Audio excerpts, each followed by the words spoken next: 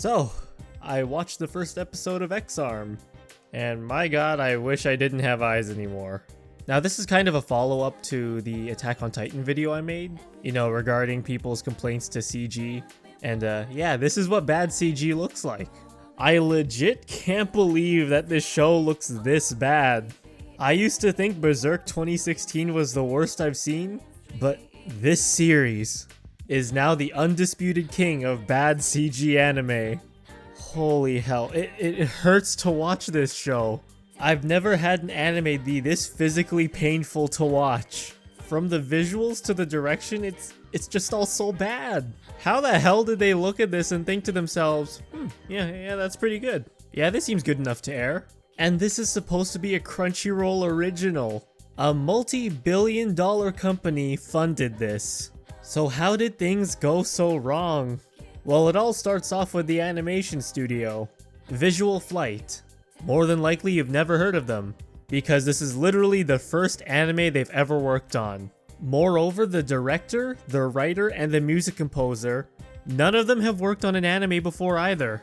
So basically, they had people with zero experience in the anime industry work on an anime, which is literally just a recipe for disaster.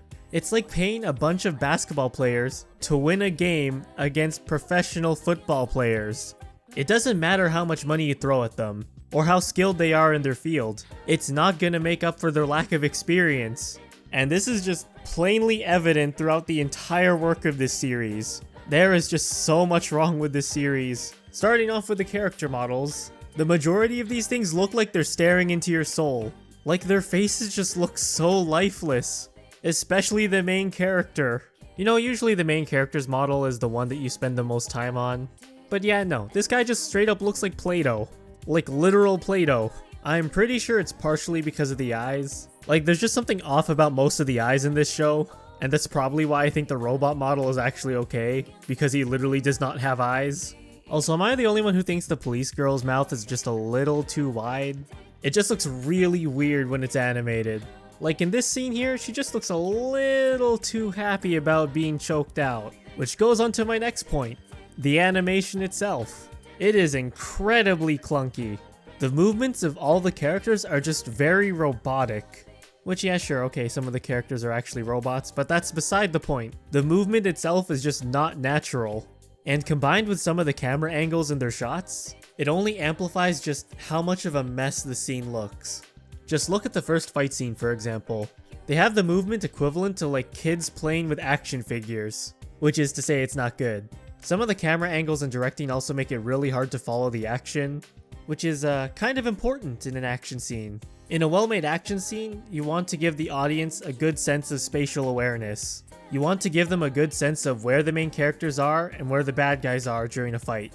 A very good example of this is the final episode of Dragon Ball Super. Because of how the scenes are cut and storyboarded, you always get a sense of where everyone is, so that it doesn't seem like characters are just popping out of nowhere. So here we got a shot with Jiren and Frieza fighting, they're falling downwards. It then transitions to a scene further away, where you can see the shockwaves and Android 17 following them, so that when Frieza and Jiren land on the ground, Android 17 showing up doesn't feel out of place to the viewer, because it was established earlier that he was following them. And that's a brief lesson of how to direct an action scene. In contrast to this, we have X-Arm, where I literally do not know where any of the characters are supposed to be in a scene. The establishing shots of both the heroes and the villains are just incredibly clunky. They don't help tell the audience exactly where everyone is. The first time I watched it, I was just incredibly confused, because the transitions and the storyboarding just feel so disconnected. There's also this one scene where the main character's fighting this guy whose name I don't even remember. Actually, did they even give him a name? I think they didn't, actually. Anyways, they're fighting, and I'm just gonna let this play out for a second for you guys.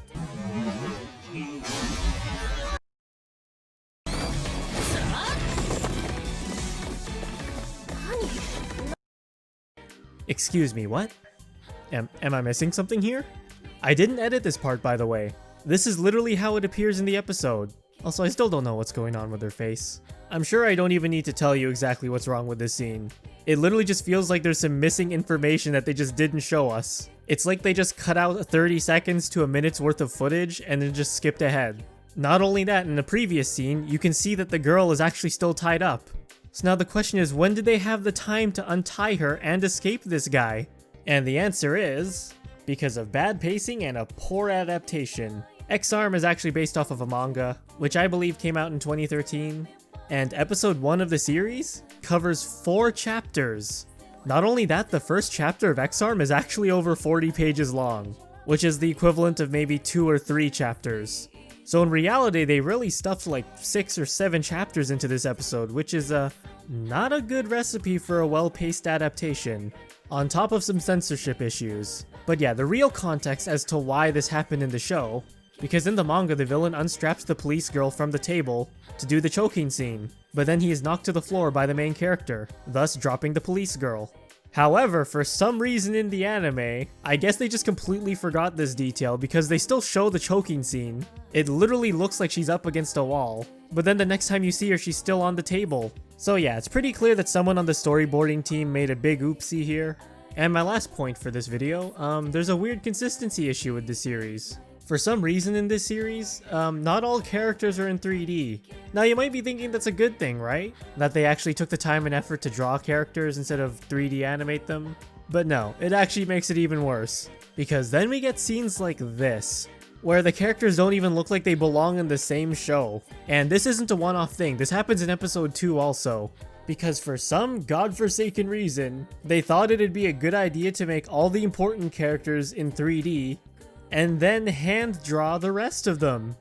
Excuse me? That is literally the opposite of what studios usually do. It's like they just went ahead and reversed their priorities on this show. There's a reason most anime studios don't put a CG model right next to a 2D animated character, because it just makes the CG look even worse than it already is. Like, it's more acceptable if the CG model isn't an actual person, but when there's a hand-drawn person right next to a CG person, it makes the flaws of the CG more apparent, and they just don't fit together in the scene. All you manage to accomplish by doing this is confuse the audience. Anyways, I'm done my rant on this. This anime is a complete mess. If you're looking for a good anime, don't watch X-Arm. Hopefully this video was informative. If you enjoyed this video, leave a like. I'd greatly appreciate it for the suffering I endured making this. And subscribe if you want to see more. Bye.